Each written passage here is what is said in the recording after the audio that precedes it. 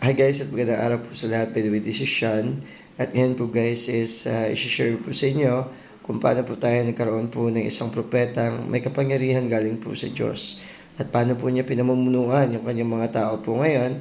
At paano po siya na very sure na kaya po niyang tulungan yung taong may salba yung kanyang sarili at hindi lang po yan is makasama po yung ating pamilya sa susunod na buhay, lalong-lalo na is kung paano po tayo is katulad po, magiging katulad po ng ating Diyos, lalo na ni Jesucristo at yung ating Ama sa langit. No?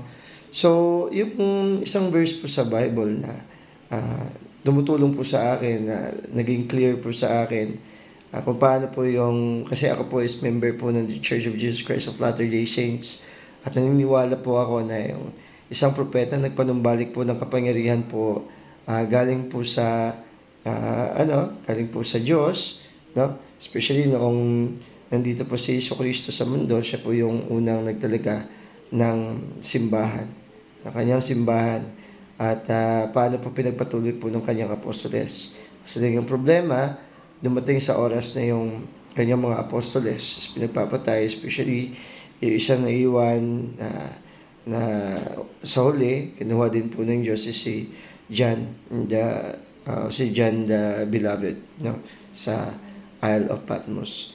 So yung ano po guys, yung napakaliwanag po sa akin na nangyari po noon na very related po kay Joseph Smith, kasi si Joseph Smith is binisita ng isang anghel na si Angel Moroni, at sa kanyang pagbisita, so binigyan si Joseph Smith ng mahalagang bagay na ito po yung nagpalaki ng simbahan ng The Church of Jesus Christ of Latter-day Saints.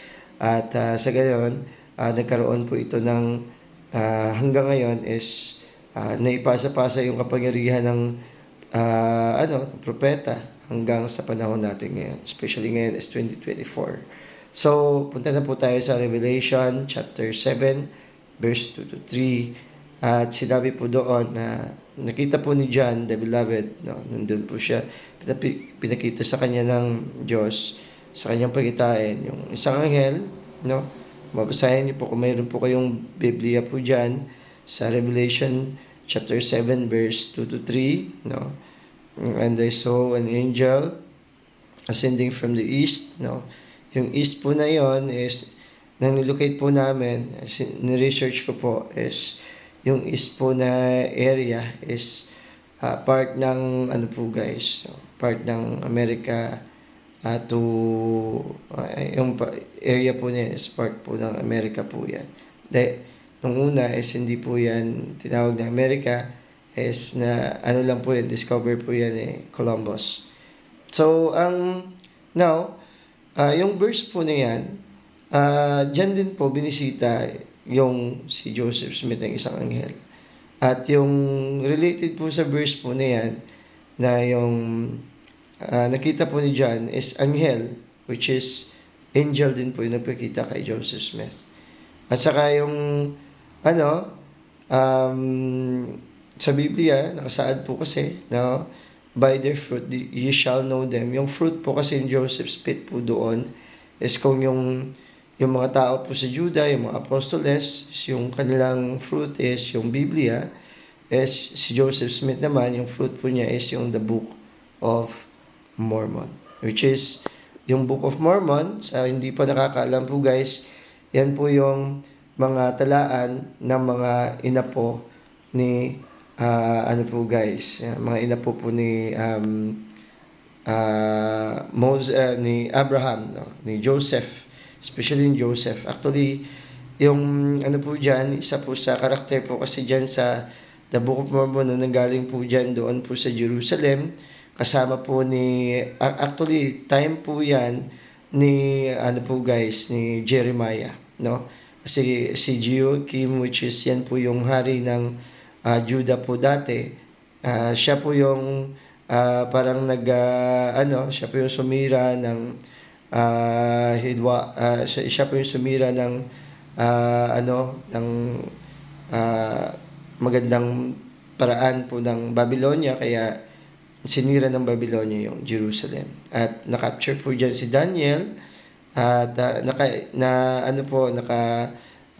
labas po ng Jerusalem ng free si Jeremiah, no? To that time, hindi na po siya nakita. So, hindi po siya na sinaad din po doon sa Biblia na hindi po siya na-captured. Actually, tinulungan po siya ng Diyos na makaalis po sa Jerusalem nung kinaptured po ng Babylon. No, at yan po, isa po doon na nakaalis din po na isang propeta na tinawag ng Diyos si Lehi. So actually, hindi po yan na isagawa yung Book of Mormon, kasi yung Book of Mormon po dyan, yung mga inapo po ni Lehi po dyan, which is si Mormon, no, na nabuhay, siya po yung nag-abridge, no, nagpaikli, tsaka nag-compile ng mga talaan. Tsaka dahil po sa kanyang sa magandang ginawa, so pinangalan po yung libro na The Book of Mormon, yung talaan ni Mormon. So, yan po yung isang bagay na dahil po sa pagpapasalamat po sa kanya, yan po yung pinangalan po sa kay Mormon. So, yung iba nagkakamali din naman dahil yung unang glimpse po nila is nakalagay ng Book of Mormon, kala po nila yung si Mormon po isang Diyos, which is not. Now, ano po yung catch po dyan? Actually, yung talaan po na yan, yung pinakahuling po dyan, no? Yung propeta po na namatay at bumisita po na buhay bilang anghel si Moroni. Kasi si Moroni at that time, so to make as I na-read ko po talaga yung Book of Mormon from yung una hanggang sa huling pahina po niya. At isa po dyan na kilala ko ay si Nephi. Guys, no? Si Moroni. Si Moroni po kasi, siya po yung namatay at gumawa ng paraan na may tago po yan at ginawa ng Diyos, binuhay po siya ulit bilang anghel at dahilan po sa importante po yung talaan po niya sa ating mundo, sa ating buhay po ngayon, especially naniniwala po kami na ito po yung part ng last generation po natin ngayon. No? So, dito po, malapit na pong bumalik si Jesucristo. So, yung po dyan, dahilan po sa pagmamahal ng Diyos, so, yan po yung pangitain na nakita ni John the Beloved sa Mount Patmos is nagkatotoo, which is yan po yung pagbisita po ni Angel Moroni, no, kay Joseph Smith. Dala po niya yung talaan, no, yung sinulat po nila. At pinasa po sa ating mundo, sa ating panahon po ngayon, at lalo-lalo na kay Joseph Smith. At si Joseph Smith at that time, binisita pa lang niya noong 14 years old pa lamang. So, usually, based on the history of Joseph Smith, hindi siya po wala po siyang religion na sinapian po. At that time, maliban lang sa kanyang magulang, yung kanyang magulang is, part ng kanyang magulang is Methodist. No? So, nagsisimba sila, pero si Joseph Smith nag-attend lang, so hindi pa siya naging member at that time. So, sumasama lang siya sa kanyang magulang. And, ang maganda po dyan guys, dahilan po sa, dahilan po sa consistent na research din ni Joseph Smith sa Biblia is, kasi ni-research po niya kung ito po talaga yung totoong simbahan. No?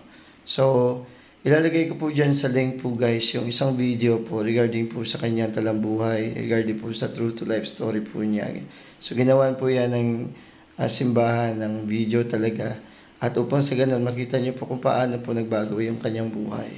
No, mismo yung anghel po yung nag-guide po sa kanya. So, hanggang sa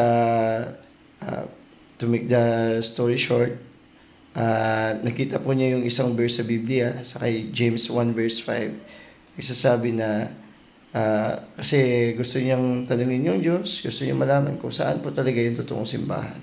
Kasi even though yung Methodist at ibang mga simbahan like Presbyterian po sa kanilang area is naglalaban-laban nagtutunggali po sa salitaan. So, doon po niya alaman na saan ba talaga, yung kanyang tanong, saan ba talaga yung totoong relihiyon na pwede niya sapian. No, hanggang sa mismo nasabi po niya na habang nagre-research po siya sa Biblia, nakita po niya yung isang verse sa James 1 verse 5 at sinabi doon na kung sino man yung nagkukulang ng karunungan is magtanong sa Diyos na siya ang nagbibigay ng sagana sa lahat at hindi nanunumbat. No? Yung isang bagay na yung kanyang iniisip po doon is magtanong sa Diyos hanggang sa siya po ay pumunta sa isang kakahuyan at ito yung pinakamaganda. Habang ano po siya, habang naghahanap po siya ng lugar at nakahanap po siya ng lugar upang sa ganun na manatiling private po yung kanyang lugar at lumuhod at nagtanong sa Diyos.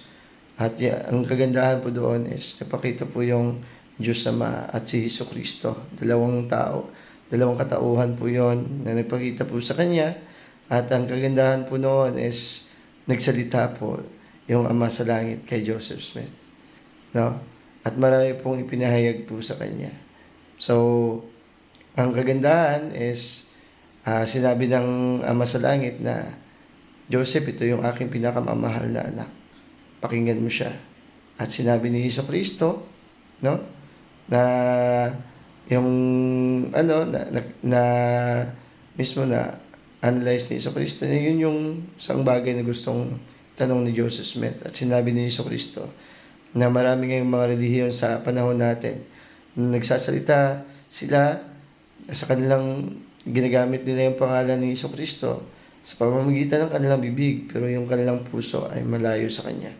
So, yun yung isang bagay na nalaman ni Joseph Smith. At sinabi ni Hesus Kristo, at sa pamamagitan mo sa tamang panahon ay ibabalik ko yung aking simbahan.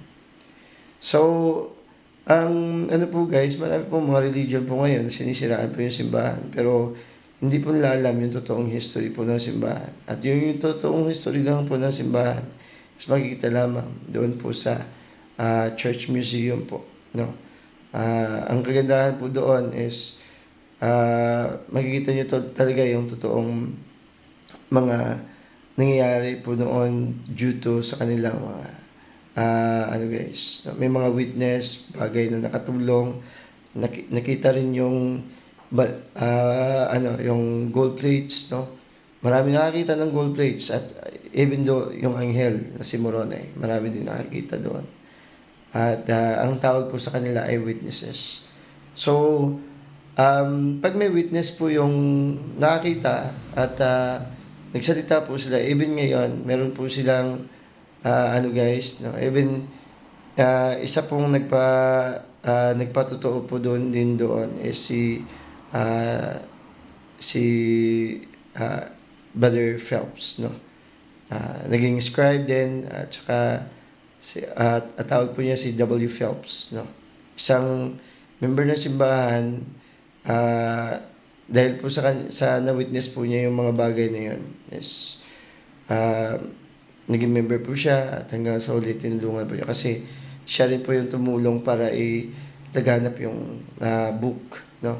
Gawing English kasi translate po yun ni Joseph Smith sa kapangyarihan ng Diyos hanggang sa naging po siya, hanggang sa naging naisulat po sa pamamagitan ng salitang English at tumulong din po si Phelps, no? Si W. Phelps upang sa ganun na ilathala bilang libro or what we call the Book of Mormon sa ating panahon ngayon. At dahil po sa kapangyarihan ng Diyos, so hindi naman po may translate kasi kung wala siguro yung kapangyarihan ng Diyos, hindi po may translate yung Book of Mormon into English kasi Old Egyptian po siya at saka yung nag-translate po noon is yung walang pinag-aralan, walang mataas na pinag-aralan na si Joseph Smith. Imagine, hindi nakapag-aral yung isang bata, nakapag-translate ng Reformed Egyptian into an English, no, na libro. So, bihira lang po yun. At dahil po doon, napaisip po ako na, ay, grabe no, hindi yun kaya kahit nag-aaral ka pa ng doctorate or whatsoever, hindi mo kaya i-translate yun. So, even yung mga yung mga archaeology, so hirapan din silang gumawa ng isang libro na guys kasi pag Reform Egyptian is bibihira lang yung makapag-translate po noon dahil po sa mahirap pong unawain yung lingwahe. Okay? Yun po guys yung isang ano ko. Hanggang sa syempre doon pagkatapos nung naipasa kay Joseph Smith is bumaba din galing po sa langit sina John the Beloved, John the Baptist, no? Na siya nag-confirm ng Aaronic priesthood at later is bumaba din po sa langit, no? Yung mga yung tatlong ano guys, yung tatlong binigyan ng namumuna sa simbahan ng mga apostoles, si Peter, James, and John, no? Si Peter, James, and John yung may hawak ng Melchizedek priesthood at binigay po sa kay Joseph Smith. So bihira lang po yung mga apostoles. Sila rin po yung may right po ng kapangyarihan ng priesthood na hinahawakan ni Jesucristo. At bihira lang po yung mga tao dito na bibigyan ng ganong kapangyarihan, no, galing po sa kay Jesucristo. So, yung ano ko po, kung bakit po ako sumapi po sa simbahan ito, dahil po sa nagustuhan ko po yung theory. At dahilan po doon is kung paano po, sinabi po doon, kung sino po yung may Biblia po sa inyo sa James 1 verse 5. Sinabi po sa James 1 verse 5 ulit. At kung sino man ay nagkukulang ng karunungan, ay magtanong sa Diyos na nagbibigay sagana sa lahat at hindi nanunumbat. At ito ay bibigay sa Kanya. So, ganun din ako. Nagtanong po ako sa Diyos. At na binigyan po ako ng ano po guys, yung katangian ng pagkaunawa, no? Kasi alam po natin na yung mga mabuting bagay, pagkaunawa na galing po sa banal na Espiritu Santo ay hindi po may bibigay sa isang tao na kung hindi po siya nagpapakumbaba at nagtatanong po sa Diyos. So kung wala po siguro din yung Biblia, kung mahirapan din po akong maunawaan. At doon, nagtanong po ako sa Diyos, katulad po sa ginawa ni Joseph Smith. At ganoon din po yung nangyari po sa akin, na naunawaan ko po, na binigyan po ako ng kaisipan ng Diyos, or what we call the spirit of perception, na maunawaan na totoo na propeta si Joseph Smith. At siya yung binigyan ng otoridad o priesthood ng mga apostoles na namatay noon, na bumaba galing po sa langit at ibinigay yung otoridad po sa kanya. So, alam ko po na dahilan po sa kay Joseph Smith, ipinasapasa po niya, nang namatay po siya, ipinasa po niya ito. Bago po siya namatay, ipinasa po niya sa kanyang mga apostoles din, no? So, nag-organize din si at tinuruan din si Joseph Smith ng Diyos kung paano po mag-organize ng 12 apostles. Hanggang sa ngayon is meron po tayong 12 apostles na mayroon pong kapangyarihan ng Diyos. At dahil po sa kanila, so meron po silang kapangyarihan na tumawag po ng isang buhay na propeta na tatayo po sa ating panahon po ngayon. At upang tulungan po tayo na makabalik po sa langit, especially yung ating mga pamilya, kung paano po tayo makabalik. So, sa susunod po guys na video, i-share ko po sa inyo yung mga po guys, yung Book of Mormon, no? Ano po yung nasa sa loob ng Book of Mormon, bakit po siya makapangyarihang libro? Bakit siya po yung isang libro na mas perpekto sa lahat dito sa balat ng lupa? So, yun po yung sinabi niyang isang po guys ng ni Joseph Smith. Nung naunawaan po niya na binigyan po siya ng kapangyarihan ng Diyos. Dahil po yung Book of Mormon is translate po sa kapangyarihan ng Diyos. Yung Biblia naman ay na-translate lang po ng mga scholars. So, yung mga scholars, kita mo, marami na po yung Biblia po ngayon. Yung translation lang po ng Biblia, mabot na po sobra na po hundreds. So, minsan, mahirapan po meron pong Jehovah's Bible, di ba? Marami po. So, hindi po natin alam kung saan po yung tamang translation. At sa pamamagitan ng Book of Mormon, ito yung napakaganda. Naunawaan ko po yung Biblia, na nabasa ko po yung Book of Mormon. At kung paano po yung na-translate ko po yung Biblia sa mabuting paraan. So, hanggang dito lang po. This is very long video, guys. Alam ko po na totoo po yung The Church of Jesus Christ of Latter-day Saints at meron po tayong buhay na propeta po sa ngayon. Nagngangalang Russell M. Nelson dahil po kay Joseph Smith na ipasa-pasa po yung kapangyarihan hanggang po sa panahon po natin ngayong 2024 at meron pong kapangyarihan si Russell M. Nelson na gabayan po tayo pabalik sa ating Ama sa Langit. At maraming salamat po sa pakikinig hanggang sa muli ng ating video. Maraming salamat po. Kung sino po yung hindi po nakapag-subscribe po sa atin, nangiyahan po namin na kung kayo po yung member po ng simbahan at kayo po naghahanap ng karunungan regarding po sa makahanap po ng kung saan po yung totoong simbahan, mag-subscribe po kayo sa channel ko kasi tutulungan ko po kayo. Pwede po kayong manood po ng video. So gagawan ko rin po ng mga video yung mga tamang paraan ng kung paano po malaman po yung totoong relihiyon. Okay? So, hanggang sa muli, maraming salamat. Thank you very much for watching.